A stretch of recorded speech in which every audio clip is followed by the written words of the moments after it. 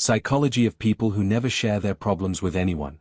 You know that person who, when you ask how they're doing, always says "I'm fine," and somehow makes it sound like a locked door?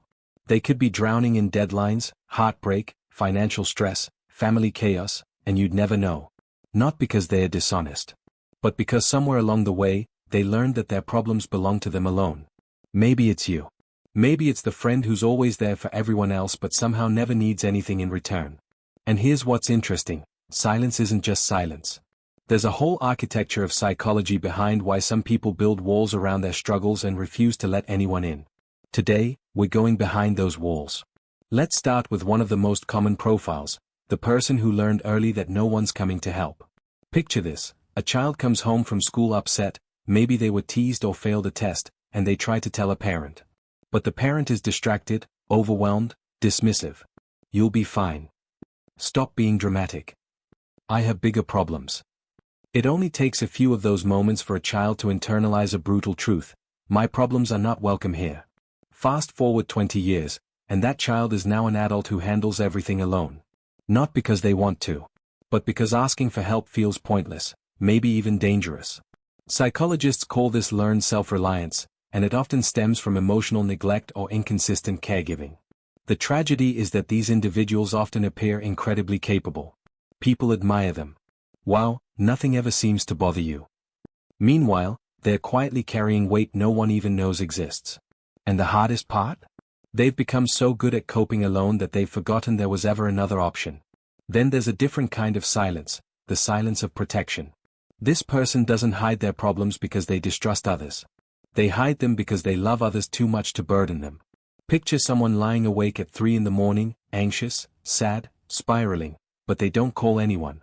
Not because no one would answer, but because they're already imagining how tired their friend is, how stressed their partner has been, how unfair it would be to add one more thing to someone else's plate. This is the emotional protector. And ironically, they're often the first person everyone else calls when they need support. They've built an identity around being the strong one, the stable one, the person who holds space for others. Admitting they're struggling feels like a betrayal of that role. What they don't realize is that by refusing to share their pain, they're denying the people who love them the chance to show up. Connection isn't just about giving, it's about receiving too. But for the protector, receiving feels selfish. It feels like weakness. And so they carry on, silently, while everyone around them assumes they are fine. But here's where it gets a little darker. Some people don't share their problems because they've tried before, and it backfired. Maybe they opened up to someone and were met with judgment. Maybe their vulnerability was weaponized later, thrown back at them in an argument. Maybe they trusted someone with a secret and watched it spread. These are the trust-wounded. And once you've been burned like that, silence stops being a choice, it becomes armor. The psychology here is straightforward but painful. Vulnerability requires safety, and if safety was violated, the brain learns to protect itself by shutting down that pathway entirely. What's tricky is that this often happens unconsciously. The person might not even remember the original wound. They just know that every time they consider opening up, something in their chest tightens, their throat closes, and they hear a quiet voice saying, "Don't. You'll regret it." Healing from this requires slowly rebuilding trust, often through small, low-risk moments of honesty, testing whether the world might be safer than it once was. And then there's a type that's less about fear and more about shame. This person doesn't share their problems because, deep down, they believe their problems are proof that something is wrong with them. Not wrong with their circumstances, wrong with them as a person. They think, if I were smarter, I wouldn't be in this situation. If I were stronger, I'd have handled it by now. If I were more likable, this wouldn't have happened. Shame is one of the most isolating emotions humans experience.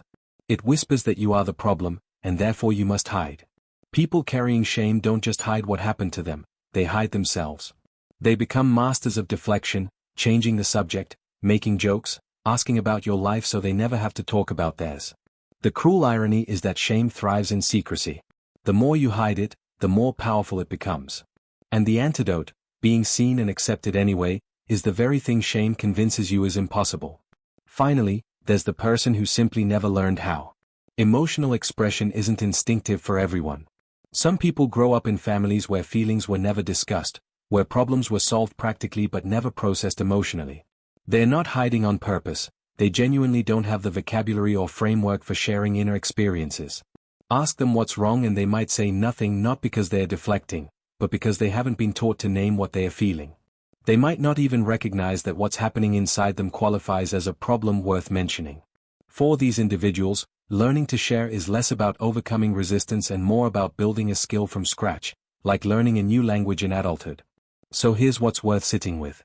If you're someone who never shares your problems, it doesn't make you broken. It makes you adapted. At some point, silence served you. Maybe it kept you safe, kept others comfortable, or kept you from falling apart. But adaptation has an expiration date. What once protected you might now be isolating you. And the people in your life who say you can tell me anything, some of them actually mean it. Which of these felt familiar? The self-reliant survivor? The quiet protector? The trust wounded? The shame carrier? Or maybe someone who just never learned the language of vulnerability? Drop a comment below, not because you have to share your whole story, but because sometimes even saying this one hit close is a first step. If this made you see yourself or someone you love a little differently, consider subscribing. We go deep on the psychology of quiet traits, inner worlds, and the things people rarely say out loud. Until next time, be gentle with the parts of yourself you keep hidden. They've been working hard.